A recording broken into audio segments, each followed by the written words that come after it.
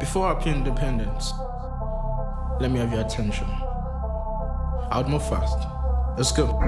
Nigeria, my country, gained her independence on Saturday, 1st of October 1960. We're in 2022 now, so she's 60 years plus. And yes, 62 years mathematically, I mean in numerical terms, but economically, you know the answer.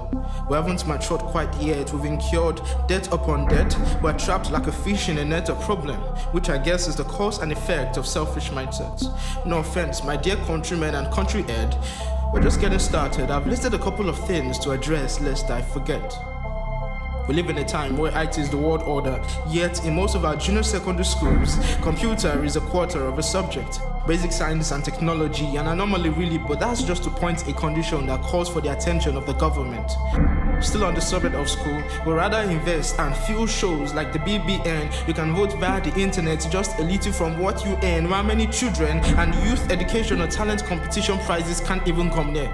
We compare youth with their peers that are doing well, pushing some to extreme ends, and we dare say children of nowadays like they are the only ones to blame when we've made it seem like there's no other way but sacrilege of core values and teachers. What do they get for raising future leaders? It's peanuts. Not to mention the tension in the hearts of we young ones. ASU has been on strike for 7 months. Even thunder doesn't strike for long. It might be because their kids or grandkids school abroad, but it also seems like a plan to have more hoodlums for the elections. Act tough to the government. We can trust you when it comes to evil wisdom. To sports, shall we? I'm watching Nigerian under 21, yet I see someone older than me playing. Now I know when they taught us that children are the leaders of tomorrow. Yeah, the lesson was actually sarcasm, or probably tomorrow is still coming, but the elders are enjoying the game so much they don't want to pass the baton. They rather pass it to their puppets. Oh, the saddening politics. Reason is, some fellows use religion as a reason for killing their fellow citizens. It doesn't hear, it doesn't dare, gradually it has become a normal thing. Taking the lives of fellow human beings like the lives they take, they can give. One can watch the news peacefully, forget dating. Breaking news is breaking out on a daily, and that's to the old and the young. But calm down and sit down, old man, or you might just get a stroke. Have I mentioned our security is a joke, or the fact that they are not well cared for? The same people who put their lives on the line. No wonder they try to fault us most times. Pack, ready to correct us, but to cash from us on bonus, using bogus laws. And our president called us lazy, while some are.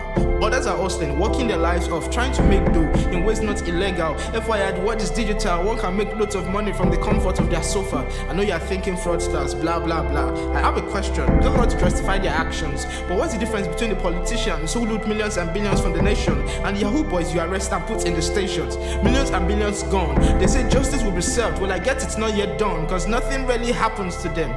They just keep dipping their hands in the nation's reserve. Well, what do you citizens expect from the government? There is no prominent evidence to keep them on arrest. We are doing our best. You citizens should just rest. My God, do they really think we are that dumb? Where is the faithfulness and honesty spoken of in our pledge? Where is the peace and unity sung of in our anthem? Check them, they're missing.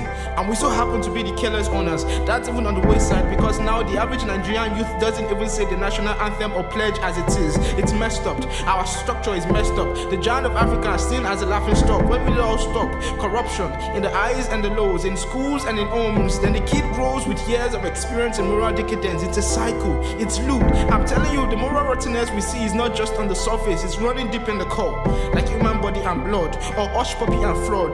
But really, is hush puppy the only person stealing money in the country? Oops, I'm sorry. He's not even stealing our money, because Naira keeps falling. And they wonder why many jackpot.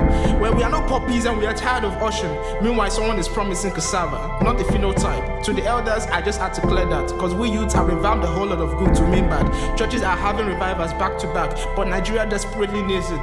God bless the few ministers that take it as a burden. The fact is, sometimes it feels like it's pointless. Legends have talked about this, sung about this, made skits about this. A decade and a half later, Asha's fire on the mountain is still relevant. In essence, I'm not the first to call out the elephant, but I'm not here to judge or put anyone on the spot. I'm just saying I've seen the hypocrisy and I've been an hypocrite too. I'm working on me and I suggest you should work on you. We have no right to point fingers if they aren't clean. I really hope you get what I mean. I also hope you're concerned about our country, because I don't know about you, but if Jesus tarries, this is not the Nigeria I want my children to meet. This is not the Nigeria I want to die in. God has put too much in Nigeria that for Nigeria to continue to be like this. I earnestly expect the fulfillment of Pa Elton's prophecy. If we walk in love, we will get the peace, unity, progress, and true change that we want. But it begins with the fear of God. Shalom.